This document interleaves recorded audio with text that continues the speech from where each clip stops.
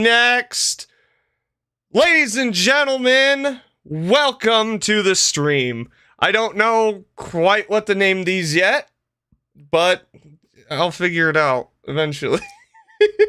Today I am joined by the man, the myth, the legend, a guy I met at Gem State Comic-Con. Let me get the correct stuff brought up. This Discord's so dumb. Okay. Why aren't you working? Watch you be this one. There it is. Welcome. Am I good to use your name? Yes, absolutely. Kyle, aka the Boise.Voorhees, aka the real life Jason Voorhees. Like he is. Okay. it's over. Nice. Very nice. But thank you for joining me on this lovely, lovely Thursday where there was a nationwide internet outage. Yeah. And I was sitting here, got home from work, panicking on how to figure it out, which we would have been able to do it regardless. It was a DNS issue, and I fixed that on my PC in like 2 minutes, so. But yeah, so it's gonna be fun. Again, thank you. So let's start out with just some beginning stuff. Oh my god, there he is. So, what made you want to start doing this Jason Voorhees cosplaying stuff? All right, so basically, when I was 14 years old, I was super into horror, like a lot of kids were when they were 14. And for Halloween, I decided I wanted to be Jason. So I went to the Walgreens, and they had just a cheap, 6 holes on the, basically it would just be 6 holes here, 2 holes here, nothing else. Yeah. So I got it home, and I was kind of upset because it didn't look like what the movie looked like. So I had a copy of the video game, the Nintendo game. Yeah. So I went out and got my dad's drill press and drilled more holes in the mask to make it kind of line up more, and then stole some nail polish and painted the chevron on the top. So that kind of spurred it years. And then when I got older, and had a kid, I have a kid, Atticus, that's 21 now. But when Atticus started trick-or-treating, I said, I'm going to dress up too and go around with you, because I hadn't dressed up in years. And I had my old, when I was 14, and I have some red shredded flannel shirt. And I went around doing that. And then it just kind of hit me one time. I'm like, maybe I should try to make something accurate. And then when we went to the Horror Con for the first time, Halloween and Horror Con, I want to say that was like 2019. Probably 2019. That's when I was like, okay, I need to do something for real. And I was online looking at like masks I wanted to buy that people were making custom. And then there's this channel on YouTube, Big Hush. Okay. And Big Hush was showing, here's how you make your own using just a store-bought mask. So we went, it was actually at Hot Topic, bought a Hot Topic Jason mask. It's kind of brown and it looked like wood grain. And we started over, sanded it all down, damaged it up. And then Atticus, who's a good artist, painted all the details, aged it up. And that's kind of where it was born. So then for Halloween that year, I wore that. I got the green. I went to the thrift store, got the green shirt, got the brown pants, and just kind of started doing it again. And also it hit like I could go to conventions and not talk to anyone because I would get kind of introverted about it. But the moment I put the costume on, all of a sudden I wanted to be around everybody. Oh, so it was kind of like putting on the mask was putting on my real face so I could go out and do that. Yeah. And that just reminds me, like when I met you at Gem State Comic-Con, I was waiting in line. I had just done my interview with Rick Robertson, and I'm like, I just want a fucking Philly cheesesteak. So I was standing in line, I was talking to the wife, I'm like, oh my fuck, it's Jason Voorhees, and I fucking ran straight to you. I was like, Jason! Exactly. Yep, and then we compared tattoos and yeah. So the feedback that you got at Gem State Comic-Con from your cosplay, besides me, I genuinely was like, holy shit, like, you looked like Jason. What was it from a lot of the people that were taking pictures with you? I'd say from like most of the cons when I started going seriously, it was it's very positive. A lot of kids, little kids get excited, but then obviously every age, it's fun. People are like, "Hey, come over here, and I want you to look like you're killing me. You know, choke me out, or act like you're grabbing me." And it's just fun. People seem to really have a blast with it.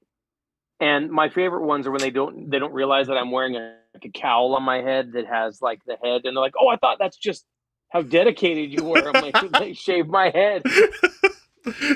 God. So while we do this, I'll be hopping the chat as well, the live chat I got going. Yeah. The wifey who's watching says JR was like a kid in a candy store. Oh yeah, like she knew right then. I was like, so much fun. I was like, hold this shit real quick. I just it. Oh yeah. Yeah, it was, but I love that.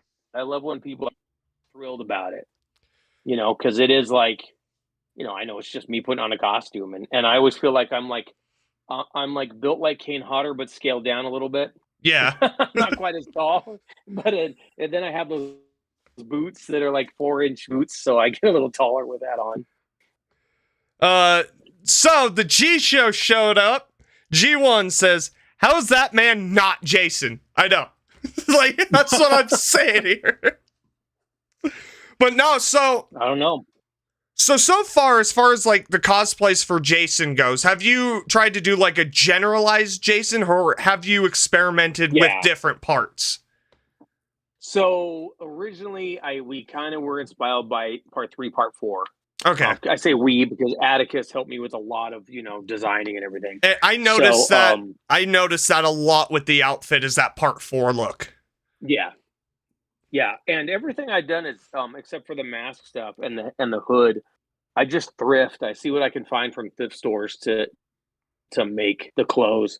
So like my shirt isn't exactly like the Wrangler shirt, but I found a green shirt that worked, you know, at the thrift shop.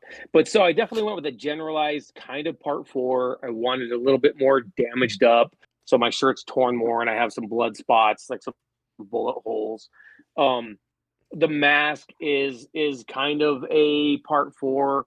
And then we also were inspired a little bit by the 2009 Derek Mears for some of the details on it, for some of the age and the dirt.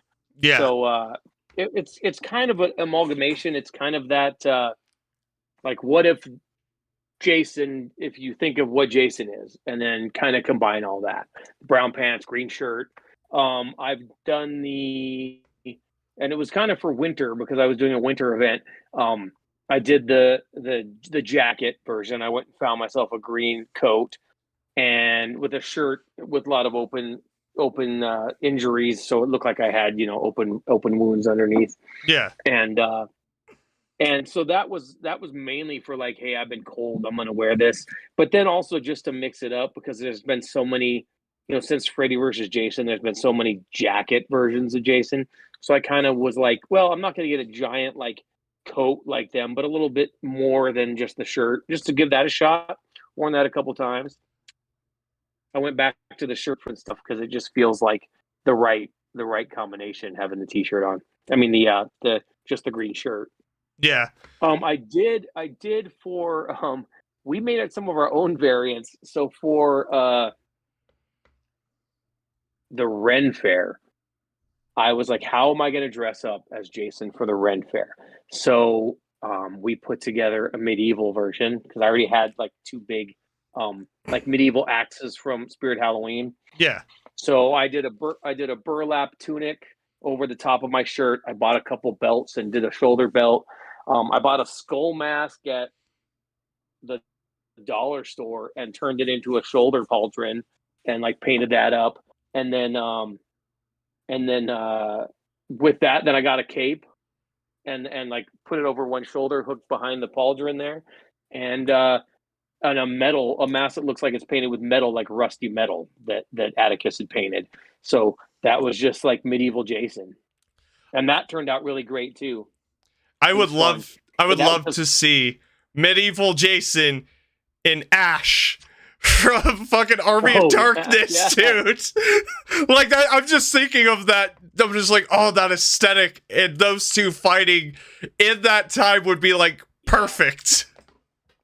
Yeah, and then for the Beltane Fantasy Fair, I literally just put on a pair of fairy wings and had a magic wand and a little flower crown, and I walked around like that. And that, of anything I've ever done, that's the most photographs that have ever been taken with me, is Jason in fairy wings with a little magic wand, little star on it, like the kinds you'd buy for like a little kid. Oh yeah. And the flower crown, and people just seem to really dig that because it was just odd. You know, here's this odd thing, and no shame in it, just walking in and being like that. So it was great. So fun. So we're looking at some other variants too. I'm thinking of doing like an apocalypse version, like some Mad Max style, but with like, you know, things strapped on and things like that, just to try something else. I like that idea. That Mad Max inspired. I know it was Tom Savini. It was for the Friday the 13th, the game, the one that shut down. The hell. Yeah. The hell, Jason. Yeah. Dude. Cool. I wish they would do something with that. So to the chat real quick. Soul Rebel says epic. Sorry, I am dyslexic, so if I fuck up your name, like that's life.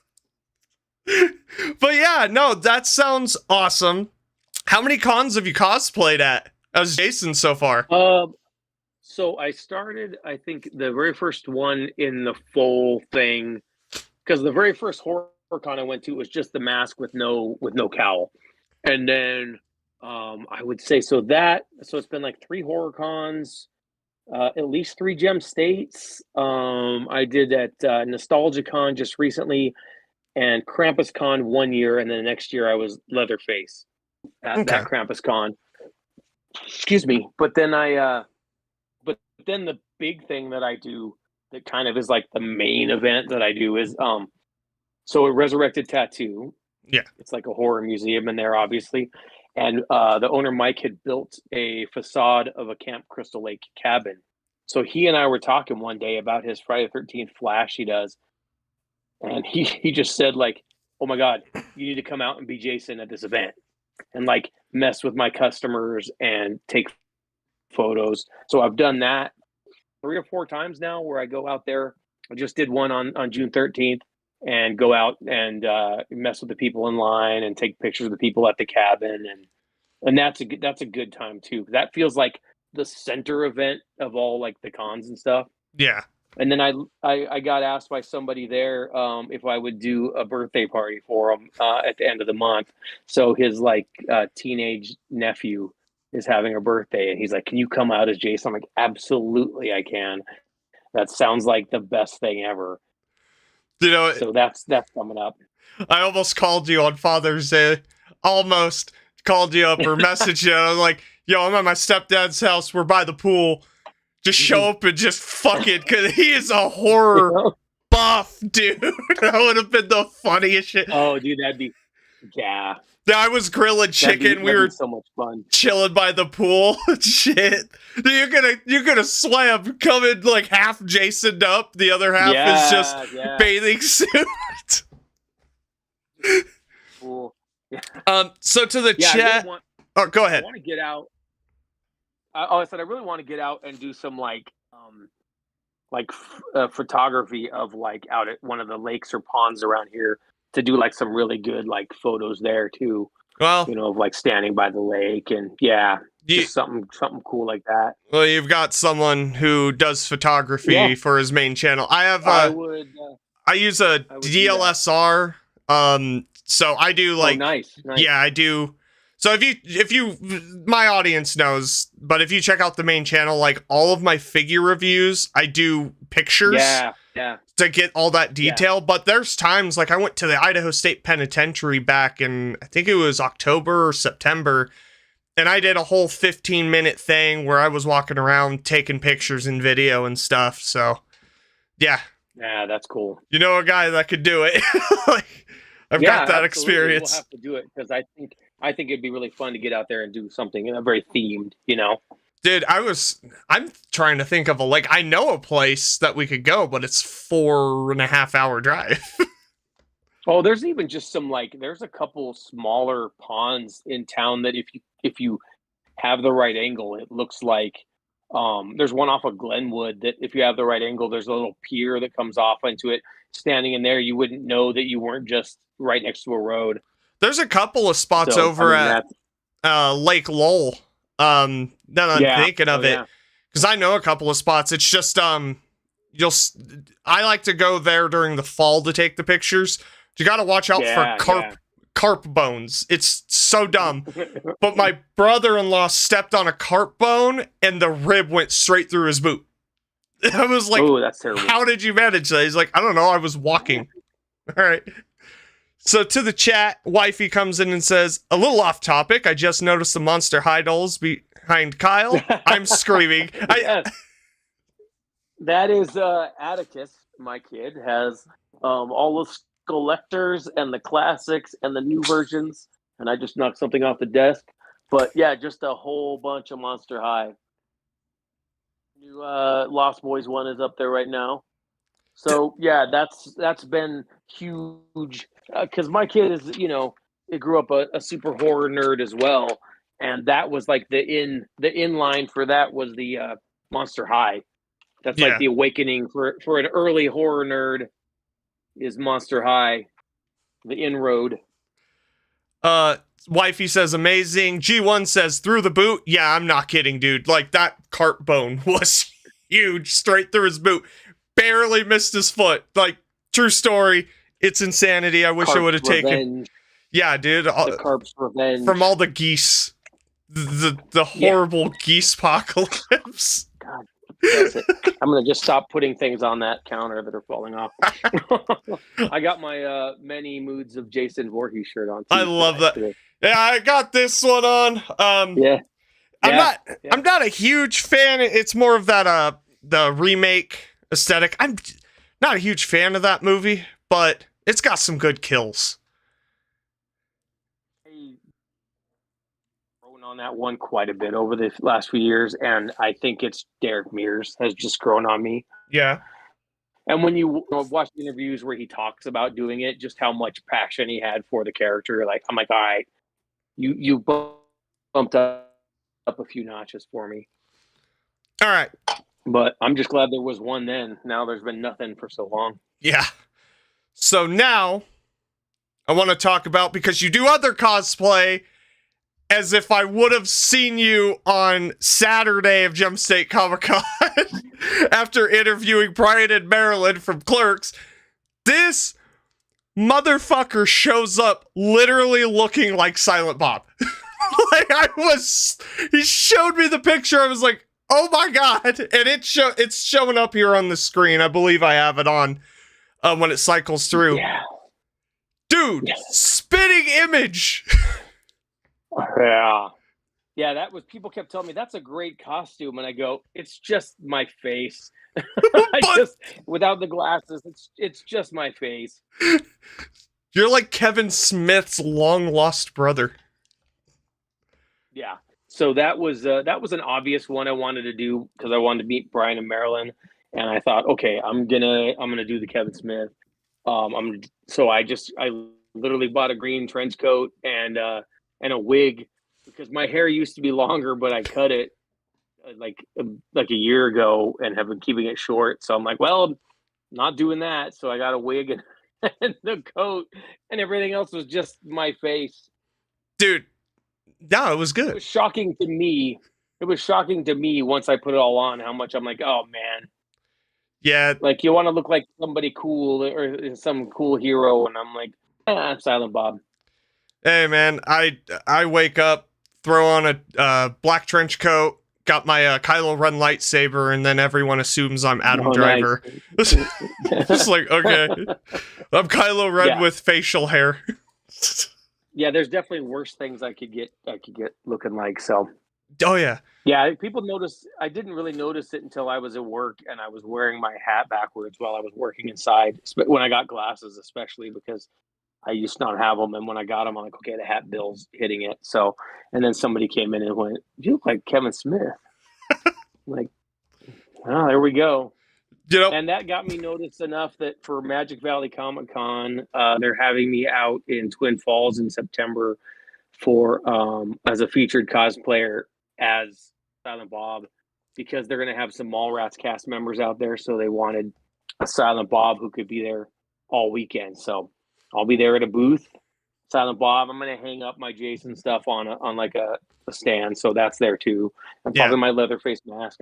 I did a Leatherface cosplay for Krampus Con, and again, it was all like I got a couple of old masks I had in a drawer, like people faces, like weird people faces, and cut them up, sewed them back together with twine, and then just stitched them up and was like, there it is. There's Leatherface. I made my own Leatherface and got an apron and the chainsaw, and it was fun too. That one was weird because so many people love seeing the Jason and the kids love seeing the Jason. The Leatherface, like, that turned people more away than some of the other ones. Like, that's, skin mask, I think, makes people go, I'm not going over there. Especially the kids. The kids were like terrified. Yeah, I have a Leatherface mask. I think it's from the first movie. Could be. It's either the first movie or the remake. I just have one. I was Leatherface one year for Halloween, and dude, people were like 15 feet away. They would just not get anywhere near me. And I ended up scaring the wife and the kids one day. They were coming back from the store, and it was in October, and I jumped around the corner, and she screamed. Her son ran. Yeah. Like, he booked it, abandoned them. Yeah. And I was like, oh my God, this is great. And then she says, thanks for the trauma. Yeah. Yeah, so that was a one I just like, I want to give it something else a shot. I want to mix it up a little bit. I wore a Santa hat, so it was the Christmas Chainsaw Massacre because it was Krampus Con. And then I'm working on one now for Comic Arts Festival this summer, or whenever that happens towards the end of the summer. And I am doing Casey Jones. Yeah. A friend of mine had 3D printed just a plain Casey Jones mask for me, and then I spent some time painting it and then sanding off. I painted it black and then painted it white and sanded off to get to the black again. So there's some like wear marks on it, and that one I'm pretty excited about too, because that's just another. I mean, again, if I could have a mask on, I'm going to be happy anyway. But I think that's a fun one that I think I could pull off as well. Oh, and I've seen the pictures, ladies and gentlemen. Let me tell you, that mask does look incredible. Yeah, it turned out good. I was really happy about it. So, because you never know. G1 comes in and says that Silent Bob is an epic win. Wifey comes in and says JR is Kylo in the dark, but Tom Petty in the day. Thanks. Thank you so much. Tom Petty in the streets, Kylo Ren in the sheets. Exactly. So, dude, the cosplay stuff is awesome. But let's talk about the inspiration. Let's talk about some fucking Friday the 13th movies. I gotta show these off. Oh, show them off. Painted also retro NES Jason, and obviously some liberties to make it like a Jason, but with the aesthetic. And then the one that I think turned out really great is Roy from Part 5. God, I love it so much. You don't see a lot of Roy, so it was like, yeah, we're doing a Roy. Yeah, and then I want to do a Roy like this with these chevrons, but with red to kind of just mix the two together. Yeah. I think that'd be kind of fun. But so there's that. I had to show those off. No, that's Turned out really good. We got a few others, but those are the ones that I think are like primo. one that I. So obviously, part 6 is my favorite, and we'll get to it. But I Oh, need yeah. a part 6 mask and a Jason Goes to Hell. I told Atticus. Oh, did you? I told Atticus get going on it. Yeah. But yeah, I'm like, let's get a part 6 going. and then a Jason Goes to Hell mask because of how just worn down and tattered that thing is. Oh yeah, and it's just stuck in his face. Yeah, I think it's a shame in the movie they didn't show what was under the mask, but they did in the game. If you knock the mask off in the game, God, that game was. You played that game, right? Oh yeah, absolutely. Until they shut the server down, I got it when it was released digitally, and played it pretty religiously until the servers went down. And I was there even when it was like crappy with terrible glitches, and people were backing in through walls, and you could never kill them because they were hiding inside the wall. And there was one match, but yeah, one match. I remember I got in the car to escape, and the car flew straight up in the air, and we all died. Yeah, it literally counted as a death. I loved for a while there in the middle of that had such a good. It got a toxic community towards the end, but in the middle of that, it was such a good community, and everybody was just like role playing it. Coming up and trying to reason. If you're Jason, they're trying to reason with you. Hey, man, I know you're sad about your mom, but if you could just let me go, I'll show you where the other guys are. I used to. It was that was a blast. I used to play the Scooby-Doo music through the mic.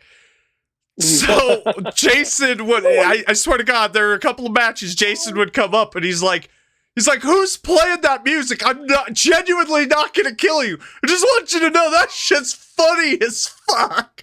Yeah. Good times. It was good times. My brother-in-law, he would. I gotta run, Scoob. My brother-in-law would get Jason, and I'd be like the fat camp counselor, and he'd kill everyone else, and then he'd just give me a swirly in the toilet and be like, "Swirly nerd."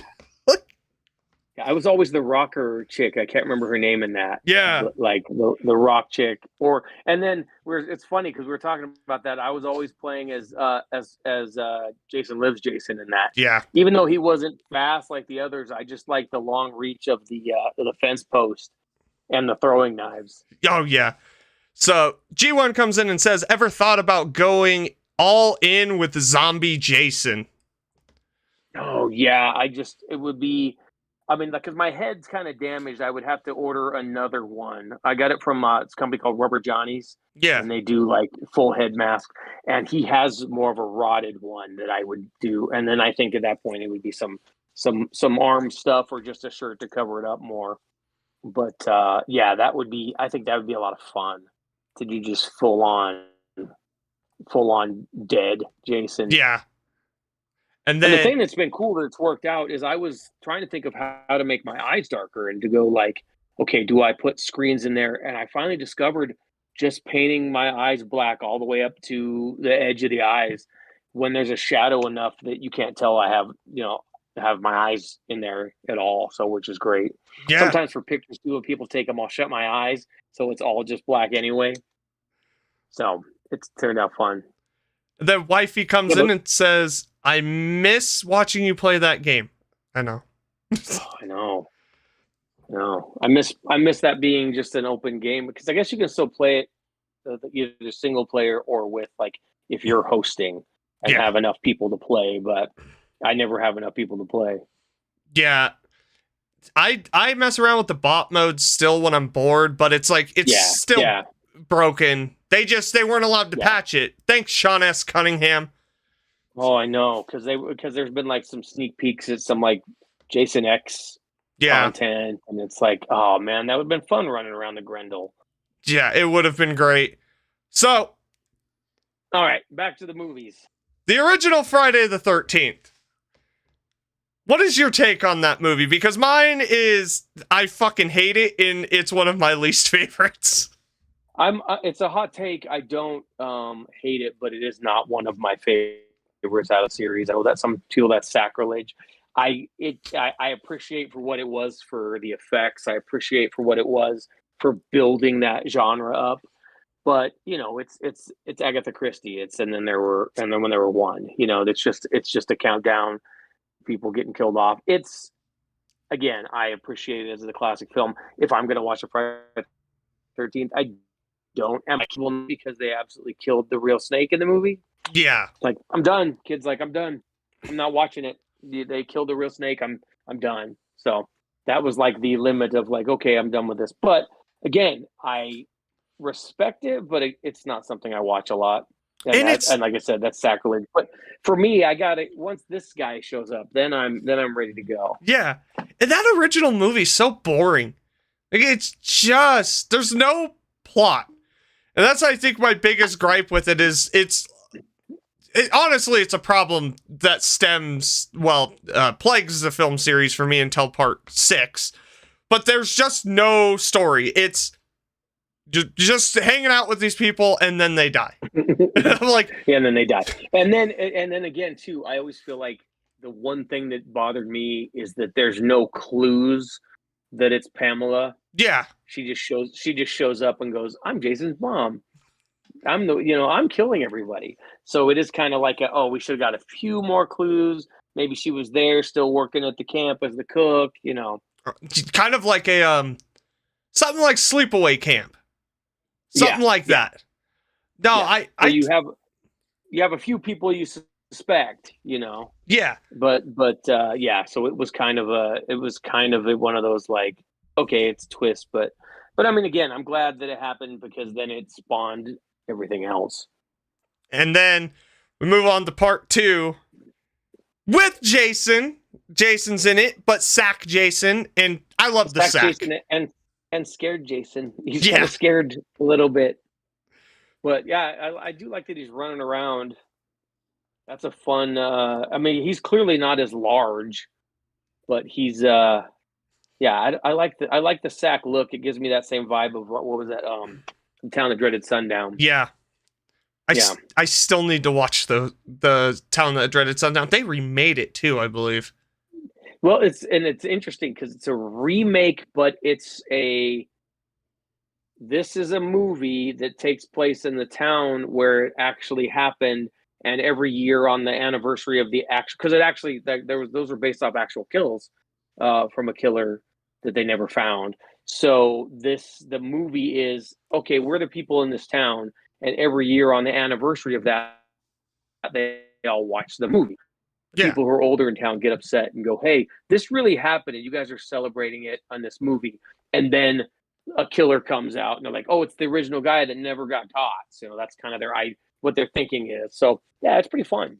I'm gonna have to check them out. It's a nice like meta way to do it without being a wink meta. It's just like, yep, this really happened, and we watch the movie every year because we live in that town. We live in Texarkana. So G1 comes in and says everything before 6 was all about the kills. Come on, JR. I know. But part two for me suffers from the same problems that part 1 does. Is I find it boring.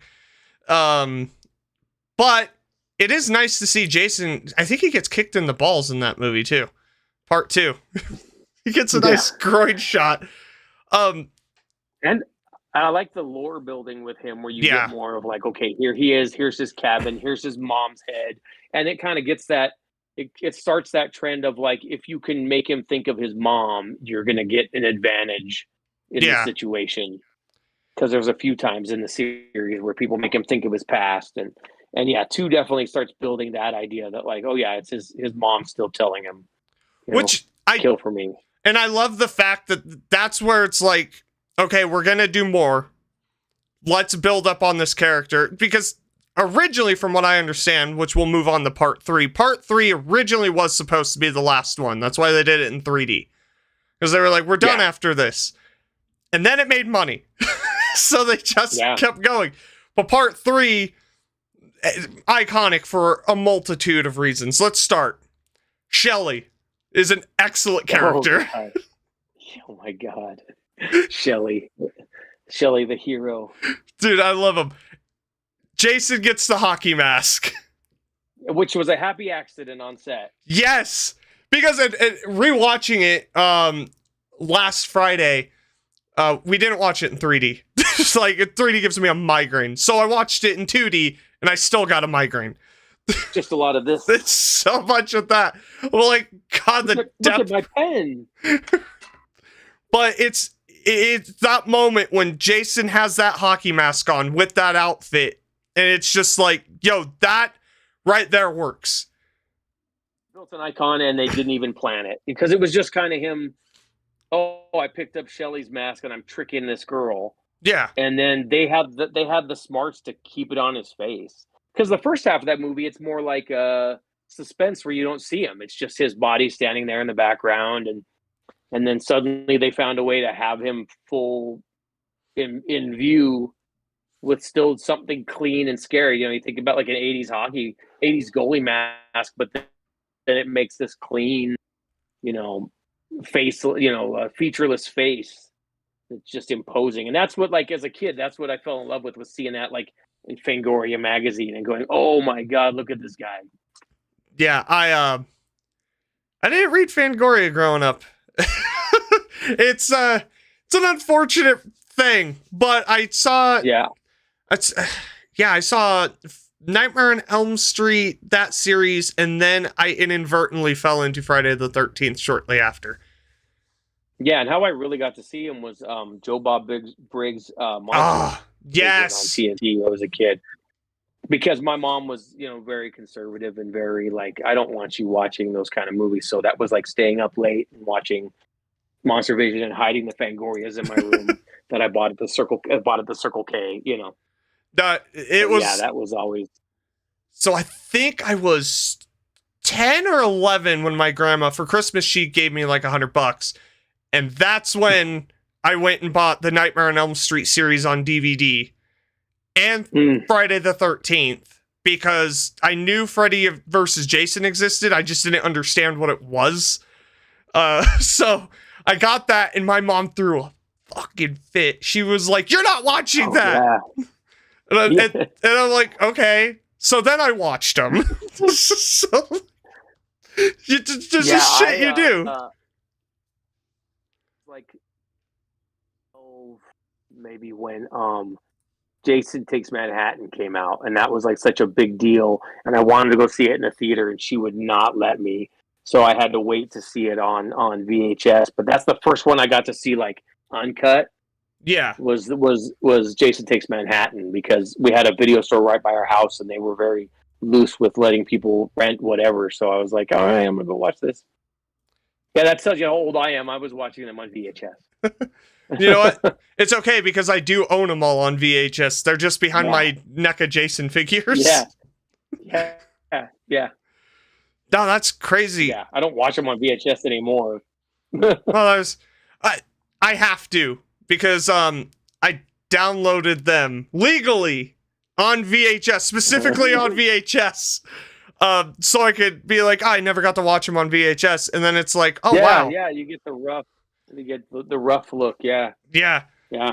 So Friday the 13th, Part 3. It always makes them feel dirtier. Oh, yes.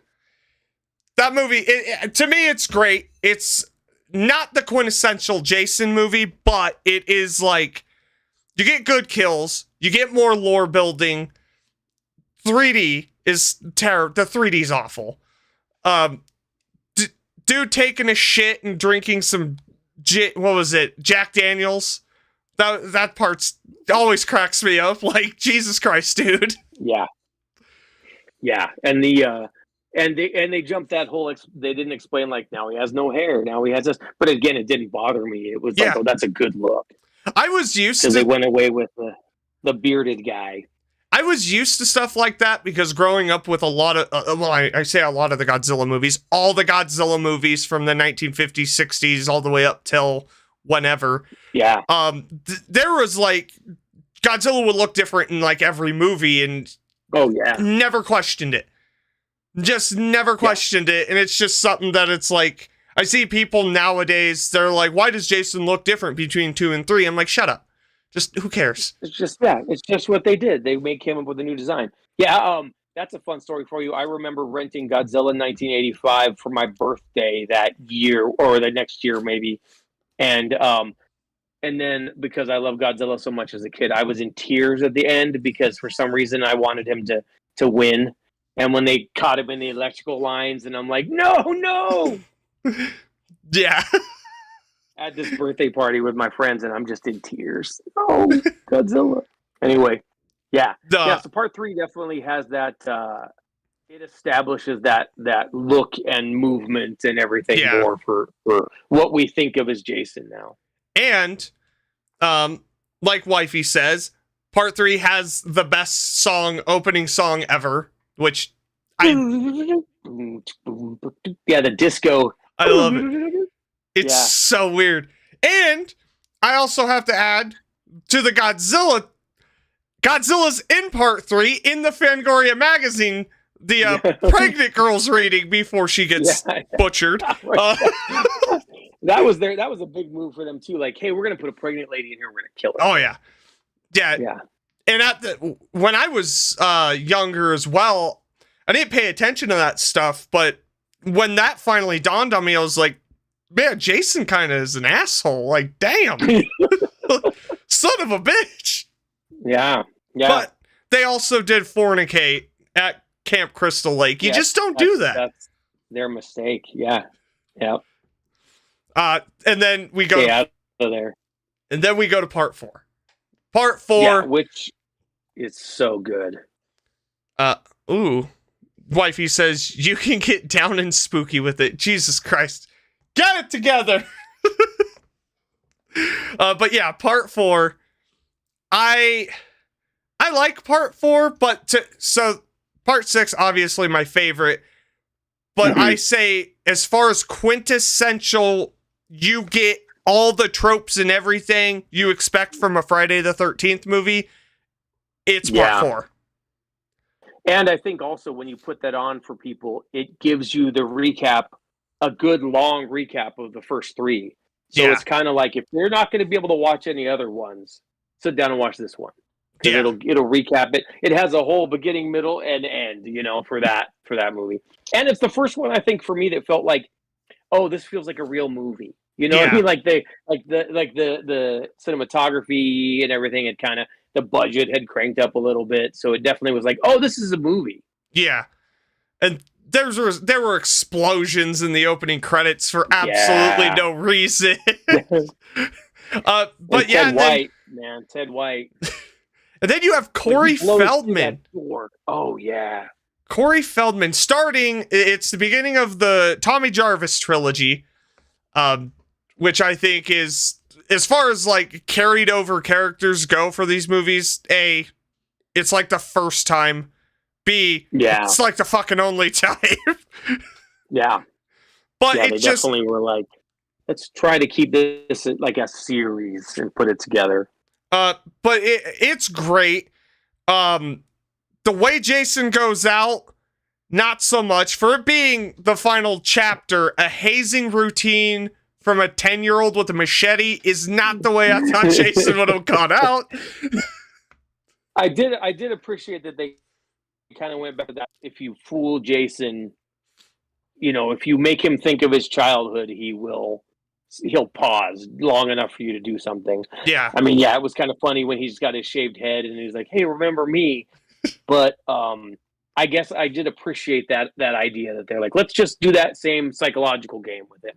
If you make him think of something that he remembers, then he will stop just long enough for you to do something about it. And I also think part 4 has the creepiest scene in any Friday the 13th movie. It's the beginning when the police and the paramedics are all there and they're cleaning up the camp and they leave, and it's just all that chaos, loud, and dead bodies, and they leave, and it goes back to dead quiet, like nothing ever happened there. It's ominous. And there we go. It, like, perfect intro, perfect. I still don't think in all Friday the 13th movies that scene just hasn't been topped.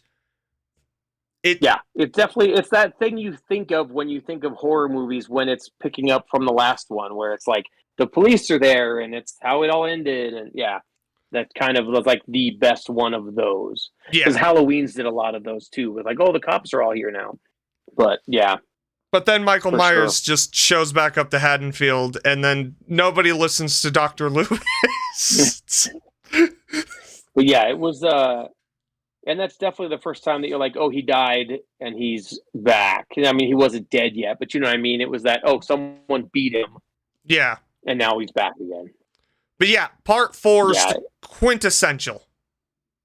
Yeah, for sure. And you get the best dance scene in the history of films with Crispin Glover. It's good. It's good. Hey, why'd you turn it off? Why do you think we turned that off, sir? Jesus! Like, come out here, come and dance with me, and then he does that. Looked like he was having a fucking stroke and a seizure at the same time. It's beautiful. And Crispin Glover, man. At the behind the scenes, because I watched the 6-hour documentary, the Camp Crystal Lake, whatever. Memories, yeah. Crystal Lake Memories, yeah. And the song originally was Back in Black, and then rewatching it with that dance with Back in Black in my head, I'm like, I still don't fucking know what he was going for with that dance. No, because I've watched a cut where somebody just re-edited it with that song, you know, to line it up, and it's still like, where did those moves come from? Why did that go in your head, Crispin Glover? But still to this day, when anybody ever asks for a corkscrew or anything, it's like, hey, Ted, there's the corkscrew. It's so good. Teddy Bear with his computer, his dead fuck meter. Fucking Teddy Bear. Dude, he was trying so hard to get some of that. So hard with it. He was like, it's a teddy bear. Just by himself. Yeah. Just by himself. Poor Teddy Bear. He's the last American virgin because he was in that movie. Oh yeah. Yeah. But the kills in part 4 as well. Yeah. They're really good. Top notch. You had Tom Savini, huge fan of Tom Savini. He came back to do the special effects, and it just shows. Oh, there's a different level for sure. And a lot of, like the hand split and the forehead hatchet, or the meat cleaver in the forehead, and it's just so much good stuff. The spear gun to the groin in the middle of the water because Jason's afraid of water. Freddy versus Jason. We'll get to you. I still to this day that eats me up. Rewatching it Saturday. My God. Nobody watched apparently that he's just in there sometimes. This is fucking 90% of Jason Voorhees is living in the water. And then like in the game they even got it like if you go in the water you're gonna haul ass through it. Yeah. Because it's like that's where you belong. Yeah. And I even love that Gordon was like, I'm not dealing with this. Gordon the dog, and he just jumped out the window and ran away. Oh yeah. So Jason's died. Dead. Jason's died. Yeah, wow. Dead. I've had one beer. Jason's died. Jason's died. Jesus Christ, I need to get it together. Ooh. G1 comes in and says right? It's Jason. He came back. So G1, real quick, says Jason's death in part 4 is the best death in any slasher film. Oh, hold on. No, I'm sorry. I can't agree with that because the shootout at the end of Halloween 4, even though Michael Myers didn't die, well, they never really die, but I love that shootout so much. I think that was so cool. Like, the entire town shows up and they're like, all right, we're fucking done. Like, just bark him. But I can't agree with it. I'm sorry. Sliding down the machete, though, is pretty good. That makes me, every time I see it, I'm like, ooh. And then Corey Feldman just losing his shit and just beating him while he's screaming, die. Yeah. And that comes back. Go ahead. That begs the question, though, that I was going to ask you, going from 4 to 5, that I wonder how it would have been if they would have continued and had Tommy take the mantle because they showed him at the end looking kind of crazy, and they kind of teased that twice, because in 5 they teased it too. Tommy's gonna put the mask on and be the new killer. Yeah, but people, yeah. So 5. So I like part 5. So to answer your question, I wouldn't have mind Tommy Jarvis taking up the mantle. Yeah. And making the Friday the 13th series an anthology, because for me, like, I'm not a huge fan of the Halloween franchise, except for 2 movies. Halloween 4 and Halloween 3, which Halloween 3 is one of my genuine favorite movies of all time, going in that anthology direction. And I feel like with part 5 doing that and Tommy ending up taking the reins to be the new Jason would have been awesome. Yeah. Because essentially... Especially... Go ahead. Especially the way they had him moving in that, which was such a different movement style than Jason. That he was like Taekwondo guy. And, and it would have been a different vibe of like a faster, almost like what Ghostface was later, a faster, more lithe killer, to see if it was like, to see that continuation of that Tommy. Yeah, because his mom's... that guy found Jesus and stopped acting. But then, because you have the backstory. Jason killed his mom. We don't know what happened to the sister. She just vanished from the series. No. Yeah.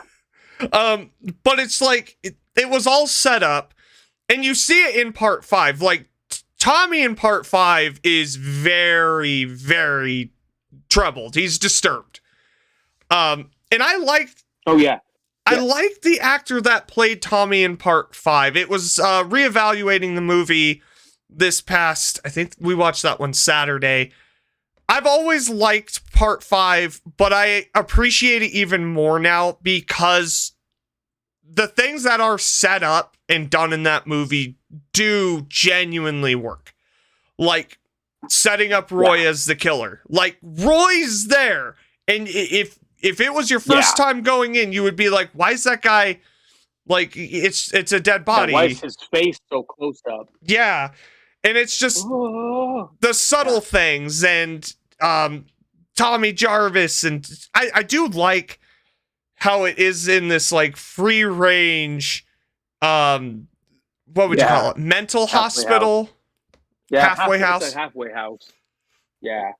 I like that. Yeah, and I like that you're questioning Tommy's sanity because of his visions of Jason. So you're starting to ask, is he just acting out? Because that's another angle that it feels like is happening.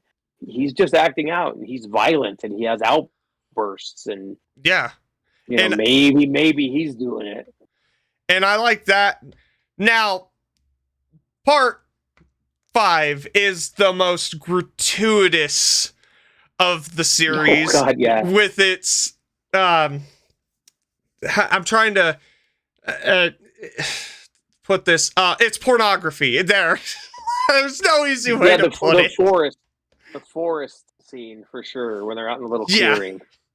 Yeah, and like and then has brutal ass kills right there too. Yeah, and good kills as well. Once you hear the snap of those hedge trimmers, it's like oh. And when he's like tightening the leather strap on the dude's head, and you can just feel how that squeeze. Yeah, it's an underrated one because it is pushed aside because it's not Jason. Yeah. But I like the way that how Roy looked, like that total different frame. The really thin, tall. I liked the. I think that again, it's creative in its kills, and it is just. It's not trying to be anything. It's trying to be just a dirty, dirty movie. Yeah, like it's like this is Grindhouse in the Friday the 13th series. It's like we're gonna show you boobies, and we're gonna show you blood. And then it has another actor from the Friday the 13th franchise who was in Return of the Living Dead, which is God, I forget the actor's name. You know who I'm talking about, though. Miguel Nunez. Yeah, because it's them damn enchiladas. Yeah. No, that I can't remember. Anyways, yeah, he's great. Baby. And, ooh, baby. yeah, I was always Help confused. Me shit. I need to shit real bad. Can you come over here and sing a song with me to make me feel better? Yeah, who's singing? Why are they singing? Ooh, baby. Ooh, baby. Yeah, and every time I get enchiladas, it's that. It's the damn That's enchiladas. damn enchiladas. Great acting from that part. Now, Randy Quaid, I'm glad he was in the movie as the crazy lady son.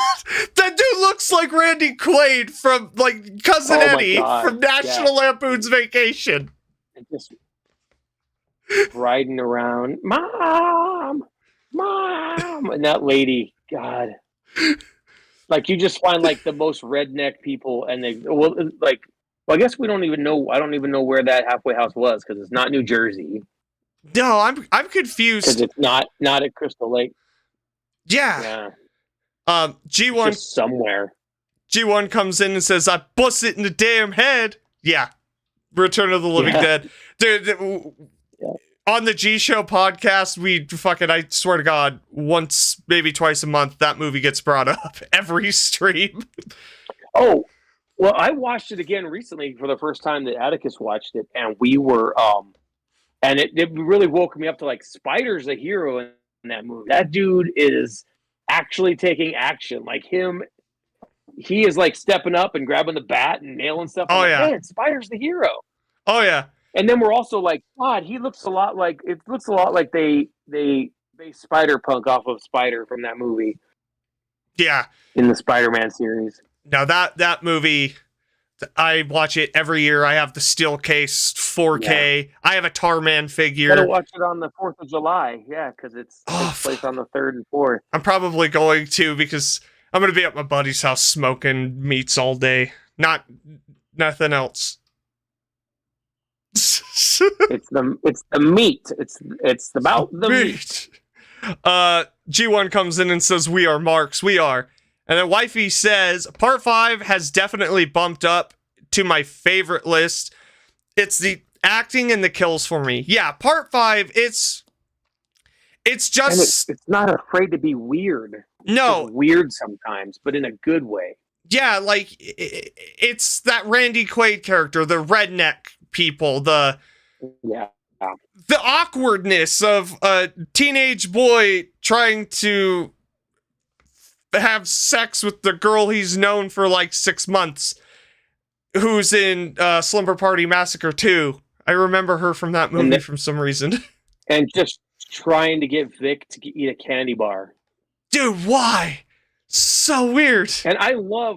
So there's a video that someone made where it's him trying to give Vic the candy bar, and then Vic axes it and then kills him. And then it's like, you're not yourself when you're hungry. Grab a Snickers.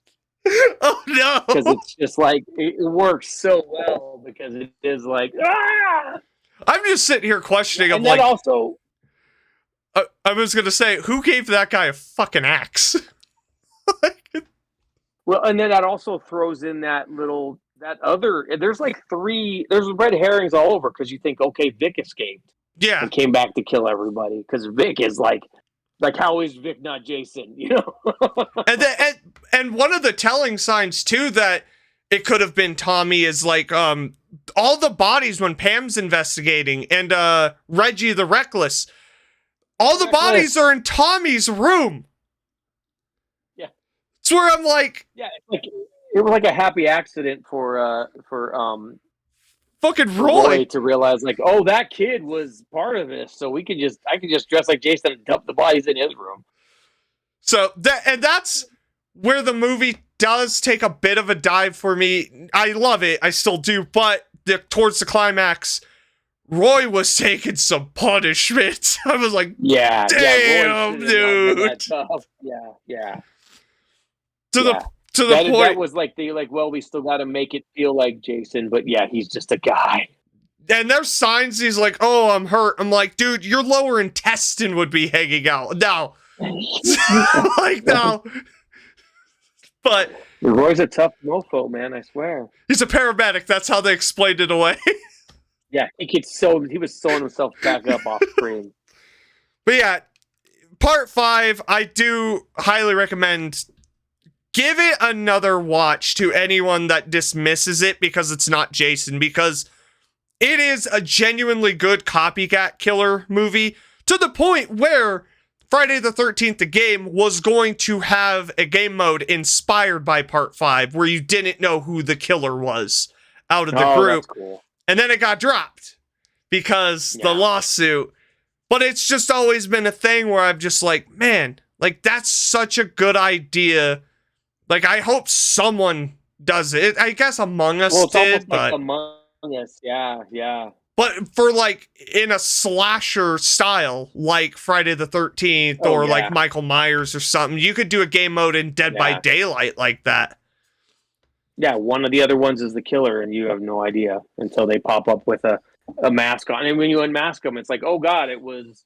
Yeah. And then it was Chad the whole time. Fucking Chad. His dad owns the lake. Yeah. But I definitely think part 5 has come around for a lot of people. I think because there was a lot of people just upset at first.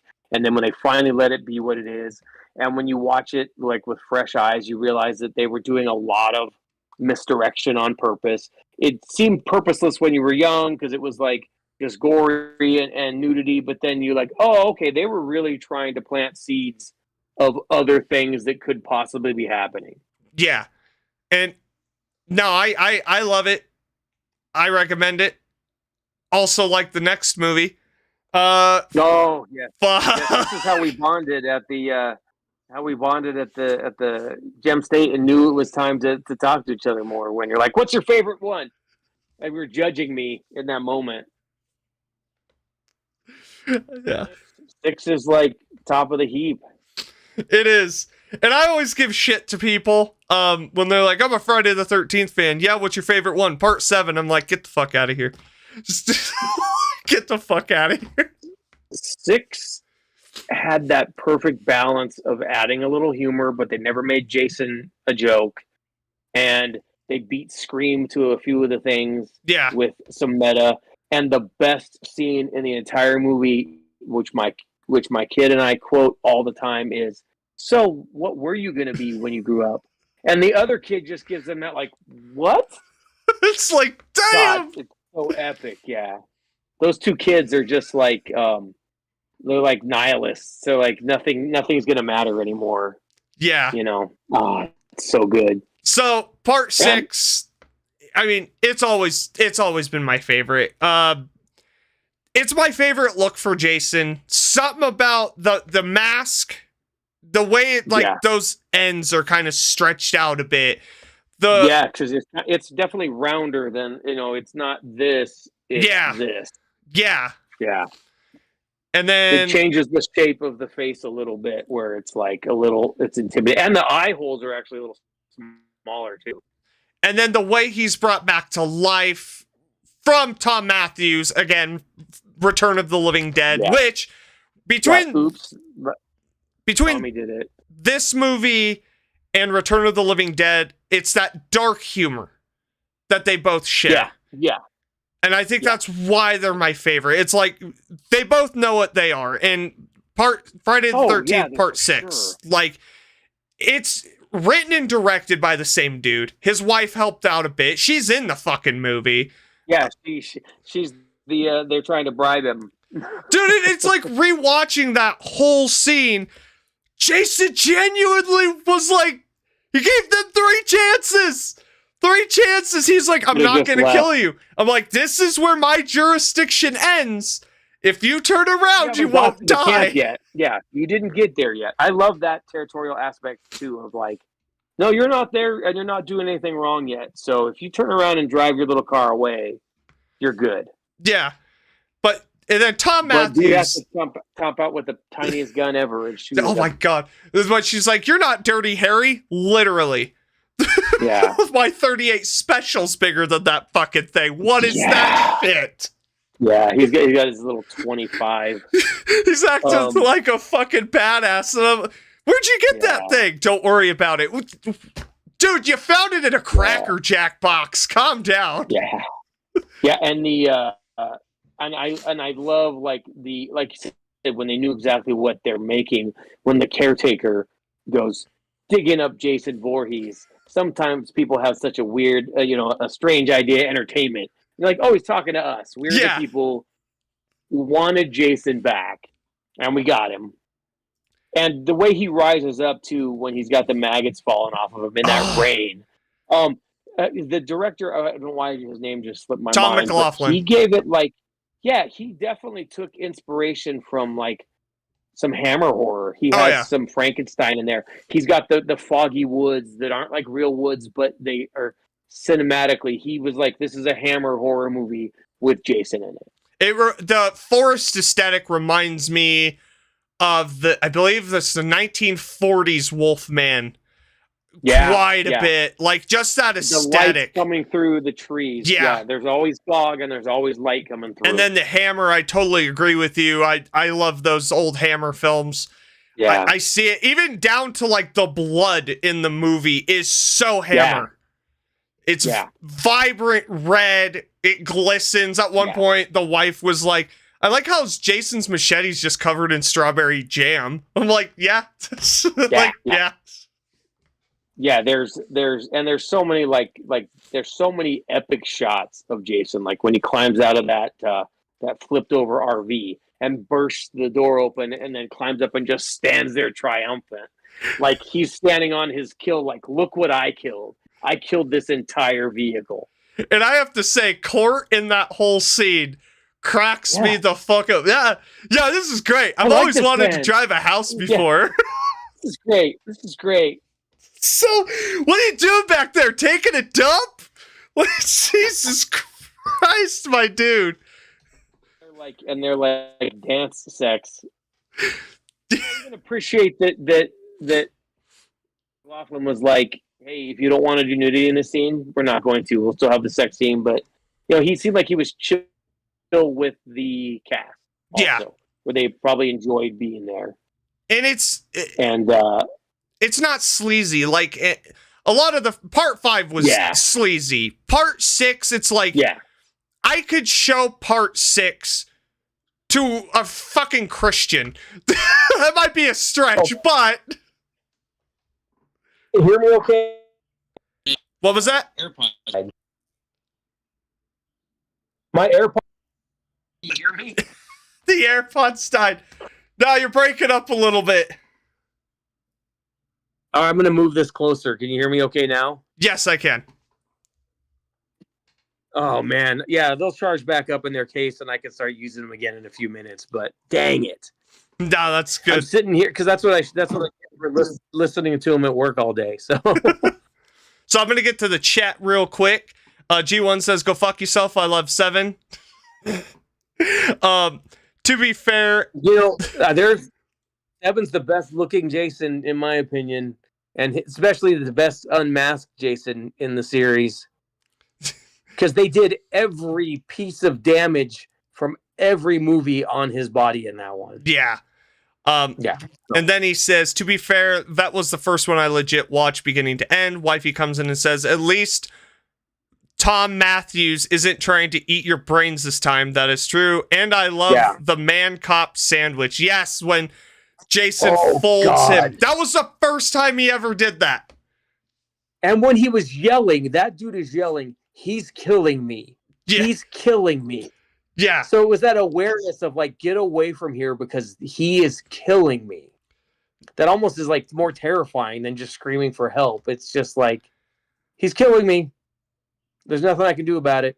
But yeah, part 6, aesthetically, I mean, that movie's a 5 out of 5 for me. Like I've said it a million times. There's no flaw with that movie.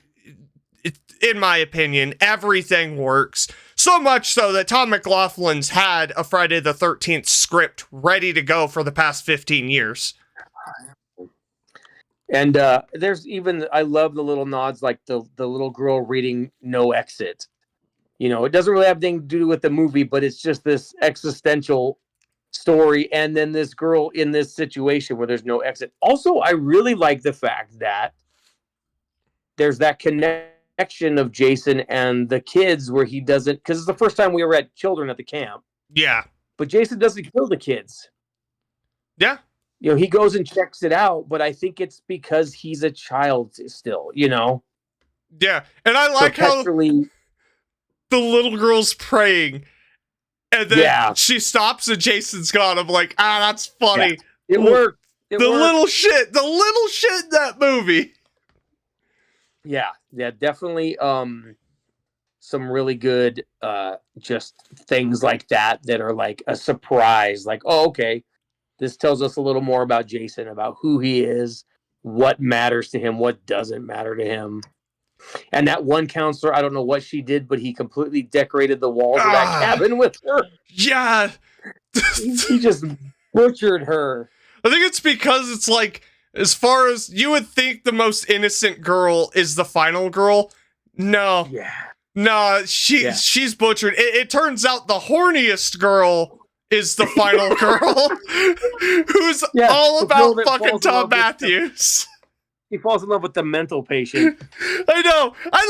She's so into him too. Like at the beginning, and like she's checking him out, and he's like, "Oh," it's like, God damn it, this is great.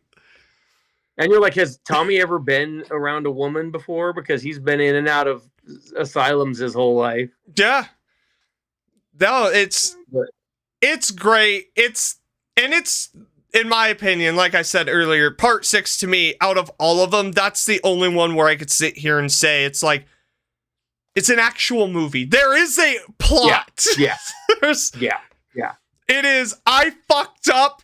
I need to stop Jason because I'm an idiot. Yeah. Like I could have just left him there and we would be fine, but I woke him up. No problem. And I even love the fact that Tommy's still kind of simple enough to just go get like, I'm going to buy some books on the occult. Yes. And that'll tell me what I need to do. That's I can like, kill him. It gives me that it's like Ash pulling the chemistry books out of the back of the car to figure out gunpowder, you know, in Army of Darkness. That's the same kind of idea. Yeah, or Nancy from A Nightmare on Elm Street with the trap book, how to set booby traps. Yeah. And you have fucking Johnny Depp's character like, what are you reading? What is this? Yeah. Exactly. It's definitely it's a fun way to pull it off, is to have them kind of just flying by the seat of their pants, figuring it out. And I love the idea of like, I need to put him back in the lake. Yeah. And the entire the motorboat to the face is awesome. And then the first and only time Jason ever gets a triple decapitation on one swing. Yeah, the freaking the paintballers. Paintballers out there. Yeah. Wifey comes in. And then also you see through the movie how he's collecting things from people he kills. Oh yeah. From the paintballers, he takes the belt. You know, he keeps adding on to his. He took the machete from the guy that was so angry about being killed by a woman. Yeah, he gets the pole from out of him that the electricity hit to reactivate the worm monster that is actually Jason. If you truly believe Jason goes to hell. Don't. Oh no. We'll get to that. Yeah. Oh God. So yeah, Wifey says, and can we all agree it's Tommy's fault why he came back alive? Yeah. I'm so sorry. No, you're so fine. Sorry about my phone. It's falling. I'm trying to mess with the desk here. Okay, I'm back. No, you're good. And then G1 says, damn, second best death for a slasher in any slasher film. Yeah, a triple decapitation. It's like, and what's funny is I don't think you see the heads fall. No, just the bodies. That's the funniest part about that. It's almost like the MPAA was like, you can have the bodies fall, but you can't have the heads fall. Yeah. I'm like, all right, Jason's just holding him, I guess. Yeah. Yep, he's like, I got these heads. Well, and then later on, he's just carrying around a decapitated body. Yeah, what? He does some weird stuff like, he butchers the caretaker into pieces. Like, chopping him up. And you just hear him screaming. Yeah. And before we move on to part 7, I will say Tom McLaughlin's original ending and where he wanted to take the series or wanted it to go was Jason's dad. So originally Jason's dad was supposed to show up to Jason's grave. I like that. I like that ending. I think it would have been interesting. They didn't follow it up, but it was there. It existed. Yeah. Oh God, my camera. Stop it. Yeah, you disappeared for a minute, but then you came back. I think it's... You like pixelated out. Did you hear me okay? Yeah. Okay. I Talking think about Elias. Yeah. So, but yeah, no, part 6, it's a 5 out of 5. It's the greatest Friday the 13th movie ever made. Yeah, and when Creighton Duke showed up so you could learn his backstory, oh wait, he didn't show up. Yeah. Wait, we'll get there. I keep making things for move down the line. Yeah. I keep losing you.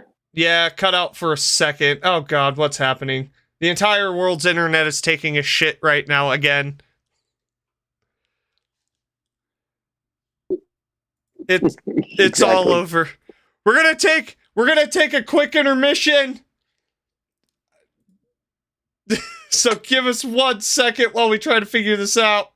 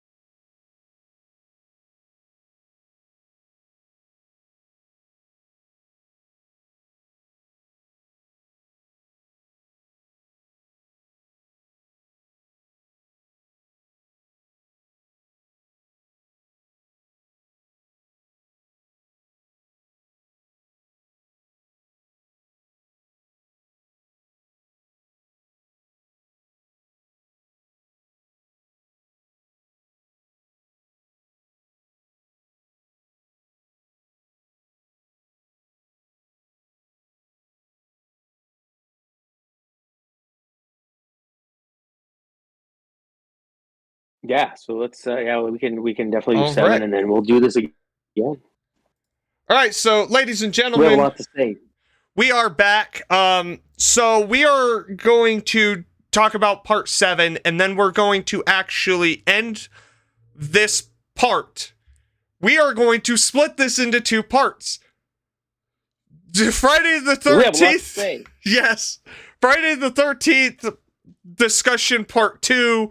We will figure out a date. So it's, oh my God, we're gonna franchise this shit. Hell yeah. Yeah. We'll just keep doing, we'll do all the series of movies. Everything. So let's talk about part 7. Jason versus Carrie. I mean, Jason versus not Carrie. I couldn't think of anything. But the late great Lar Park Lincoln, rest in peace. Is that the actress? Lose her this year. That's the actress that played Lar Park Lincoln. Wow, she passed. I didn't know that. Yeah, we lost her this year. Yeah, she's been doing for years. She's actually been an acting coach. Really? Doing a lot of training. Yeah. So, but I will say, of the end section where she's beating Jason's ass. Oh yeah. Like it's the first time he's even like looking like, what is happening here? Yeah. No. And it's the first Kane Hodder. Yeah, part 7. I mean, it's got more quintessentials that carried the series forward, and Kane Hodder being one of them. Dude's Jason.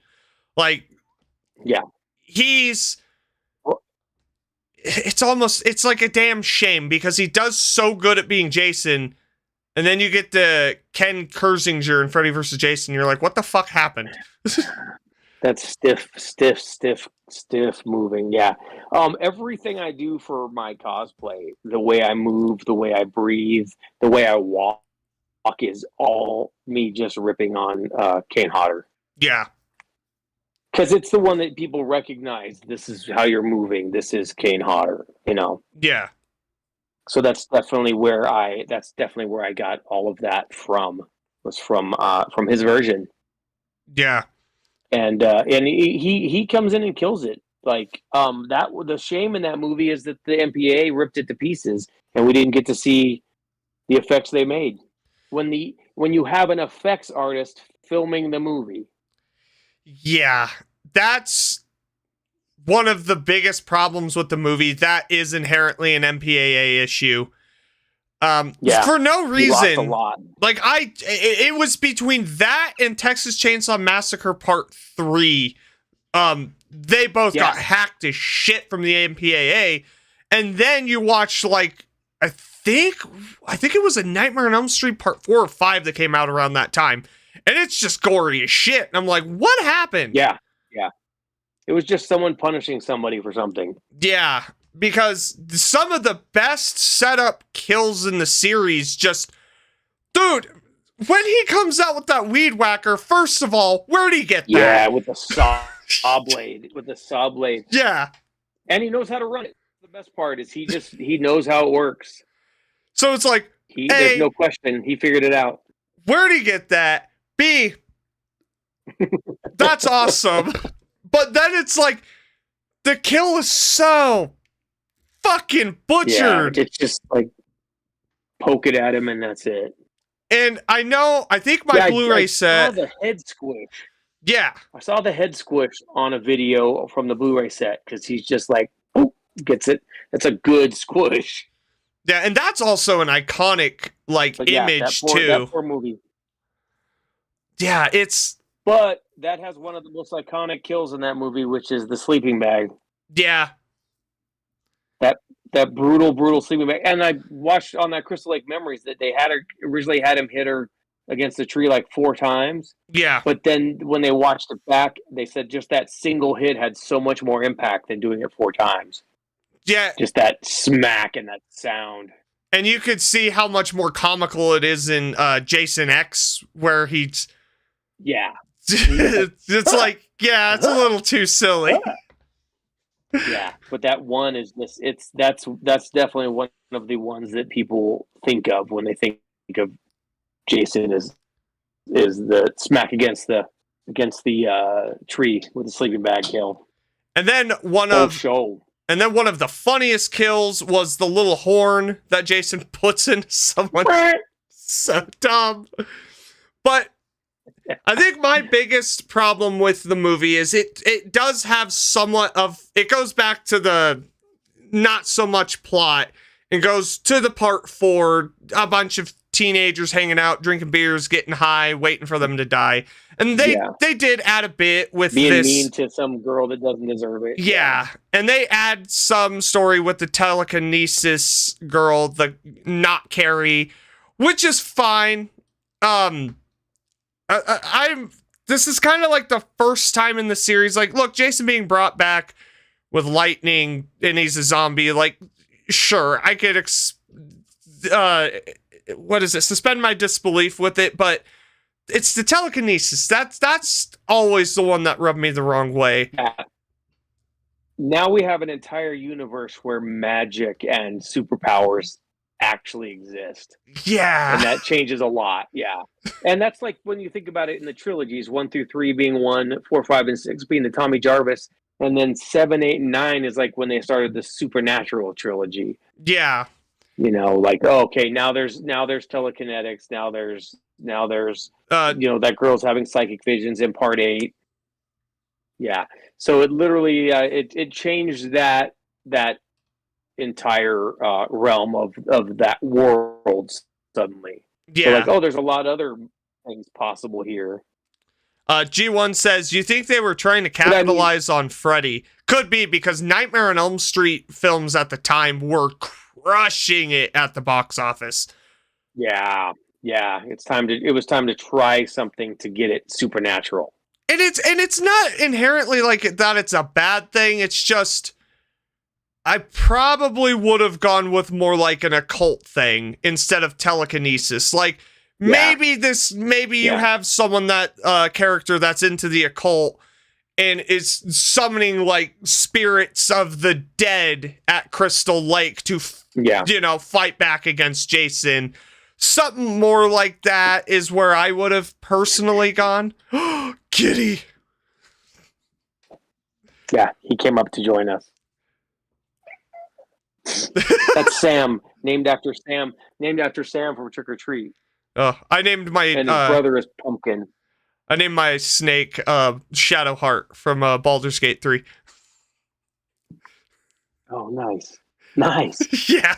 But yeah, so the right with that, like the occult would kind of fit in better.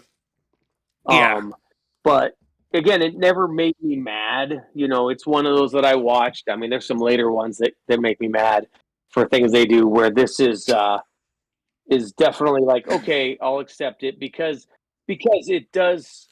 That last third of that movie gets so epic with the fighting, and it also makes me sad that the MPAA made them reshoot the father, because the original father version is he comes out of that water and he's nasty.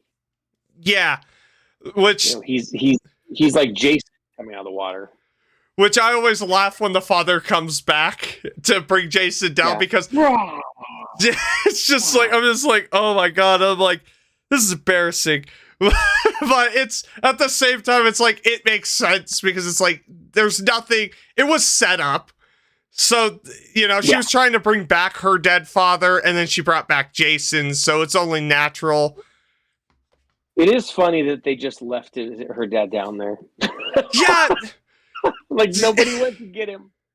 It makes you think too, like, how long was Jason down there? Like, did they just don't drain the lake or anything, blow it up, fucking barricade that shit so people aren't living there? And that's another thing. Jason's in the same spot in the lake where he was in part 6. So did they destroy the camp and build a house? But he's there.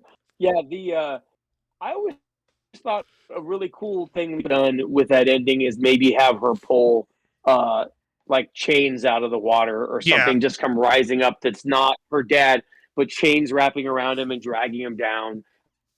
I think something like that really been like kind of excellent. I think that would have been like, oh my God, just wrapped him up with chain tentacles and pulled him into the water. It would have. But again, there's nothing about that one that I hate. Oh, I hate Melissa. She's a bitch. Oh yeah, but then she dies. Dude, she gets it good too. Like the axe through the head, fucking throw. Yeah, and then she throws her. Yeah. Oh, they get even for sure. Yeah. For her behavior. G1. And we had a final guy that just like Tommy. Yeah. And I liked him. He was like, there was some backstory given to him that I enjoyed, and it's just like both him and her, they're just troubled. And it's just nice to kind of have that dynamic where it's like these two troubled individuals find each other and just hit it off, like non-judgmental shit.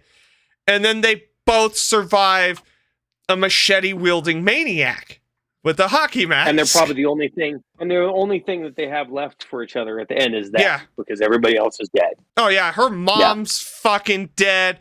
Her doctor's fucking dead. All of his friends are dead. Yeah, Weekend at Bernie's is dead, and then they have to prop him up later in the next film. I love it. That's Weekend at Bernie's. G1 says there's oh yeah, go ahead, G1. G1 says, no, Halloween 5 terrible for the occult stuff that I was talking. Yeah, but Halloween 5 botched it though. Yeah. They did a cult. Like we were talking about with every movie suddenly. Yeah. Oh, everybody's got to have a cult. Everybody's got to have something that's magical. Yeah. So, I don't know, I think... And again, then you see movies like Halloween 6 where there's some great kills and there's some great stuff in that, but then the cult. I think part 7... Yep. I don't like it as much as some of my favorites. The kills, as cut down as they are, I see what they were doing. For fuck's sake, my part 7 Jason NECA figure, I have him with the fucking weed whacker. Like, iconic moments. Yeah. And then, that end fight, dude. And that unmasked. Oh, yeah. Yeah. When he's realizing, you could see that he's realizing, and he's getting pissed off. Yeah. Because he's getting beat. He's like throwing things off of himself and like definitely realizes like, oh, okay, I've met my match. I'm getting my ass kicked here. Yeah. And so that's a fun change to see where Jason's on the back foot for a little while. And again, that unmasked makeup to me is so good with the way it moves on his face is amazing. But just having like the motorboat damage and the axe wound and the machete wound and the skin's falling off on that side and everything he's gone through and his body's been eaten by the fish. Yeah. It's the first time you go, they were like, we're going to write continuity for his entire body on this. Yeah. And so that's pretty epic. And it works from a design standpoint. I love the design.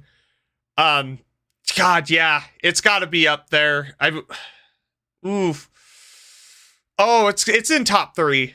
It's in top 3. It wouldn't be number 1. We don't see 6. We don't get to see part 6 really, except in shadow. And I've seen like an actual like art of what that's supposed to look like, and that's really cool too, with the exposed bone around the eye and and everything like that. I have a. It's definitely a. Oh, go ahead. No, that was it. That was it. Yeah, no. So for part 6, I have a couple of figures of him without the mask, and it's like, I dig. It is a zombie look. He looks like a zombie. Yeah. And I dig that, but part 7, it's just like, it's the first time you could see it on his face exposed that he's fucking pissed. Yeah. Oh yeah. They definitely got him to emote with that makeup. Yeah. And it's definitely like he's no longer just killing. He wants to murder these people in a different way because of because they're actually like taking it to him. Yeah. All right. He's like, fuck you. Here I come. So I'm gonna get to the last comment. G1 comes in and says, great attention to detail. Yeah. It is. Yeah. Yeah. And you can tell an effects master made that movie because that's where the details are in that film, or the effects we didn't get to see, but also just that build. Like he made that a hero shot, takes that mask off, and that's like, there he is. Yeah. We'll talk about his face in a later film here shortly, and next time that the trap jaw face. Oh God. Well, like I said earlier, this is where we are going to end it, given that the entire whole United States is currently having internet problems. Oh, look at it. Look at it. Look at it. I want to thank... Yeah, I'm missing a lot. I want to thank you for joining. See? He's just already there. He's already a character. Jason Voorhees, ladies and gentlemen. Thank you for joining me tonight. I love it. It's so much fun. So much fun. It's a blast. If you want the link to his socials, it's in the description. It's been popping up on the screen throughout the stream. Check him out on Instagram. That's where he posts all of the pictures of his cosplays. I highly recommend it. Like, dude does put in the work with the cosplays. And there's some really fun stuff from Resurrect too, because I do a lot of their ads with them. So I share those too, because they got a lot of fun little ads they have me do.